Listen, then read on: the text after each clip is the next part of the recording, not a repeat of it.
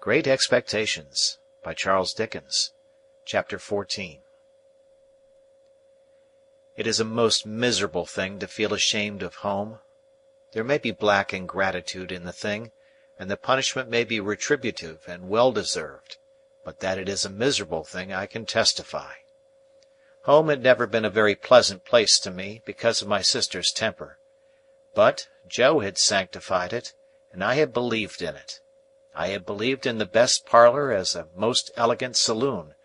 I had believed in the front door as a mysterious portal of the temple of state, whose solemn opening was attended with the sacrifice of roast fowls.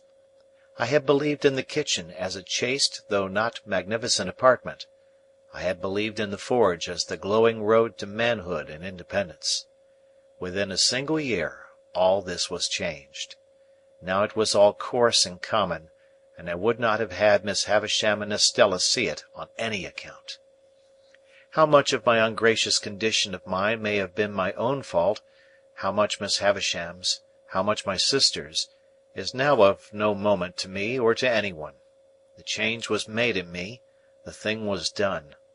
Well or ill done, excusably or inexcusably, it was done.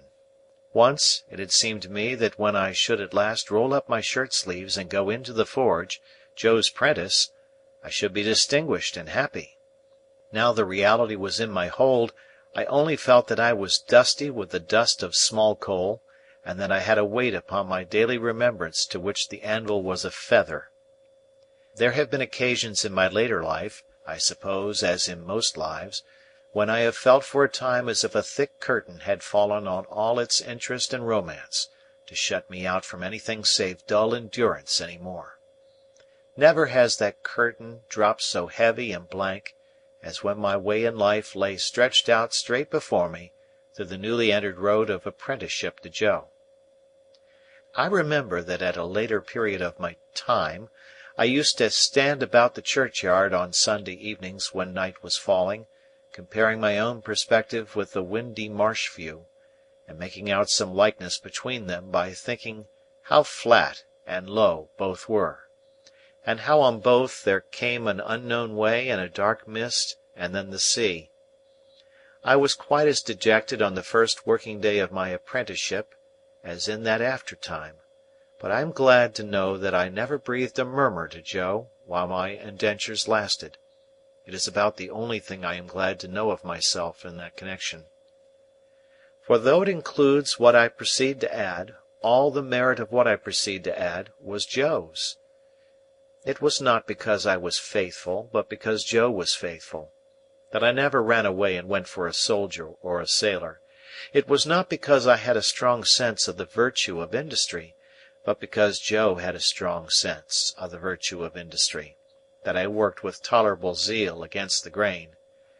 It is not possible to know how far the influence of any amiable, honest-hearted, duty-doing man flies out into the world, but it is very possible to know how it has touched one's self in going by, and I know right well that any good that intermixed itself with my apprenticeship came of plain contented Joe, and not of restlessly aspiring discontented me. What I wanted, who can say? How can I say, when I never knew? What I dreaded was, that in some unlucky hour I, being at my grimiest and commonest, should lift up my eyes and see Estella looking in at one of the wooden windows of the forge. I was haunted by the fear that she would, sooner or later, find me out, with a black face and hands, doing the coarsest part of my work, and would exult over me and despise me. Often after dark, when I was pulling the bellows for Joe and we were singing Old Clem, and when the thought how we used to sing it at Miss Havisham's would seem to show me Estella's face in the fire, with her pretty hair fluttering in the wind and her eyes scorning me, often at such a time I would look towards those panels of black night in the wall, which the wooden windows then were, and would fancy that I saw her just drawing her face away, and would believe that she had come at last. After that, when we went in to supper, the place and the meal would have a more homely look than ever, and I would feel more ashamed of home than ever, in my own ungracious breast. Chapter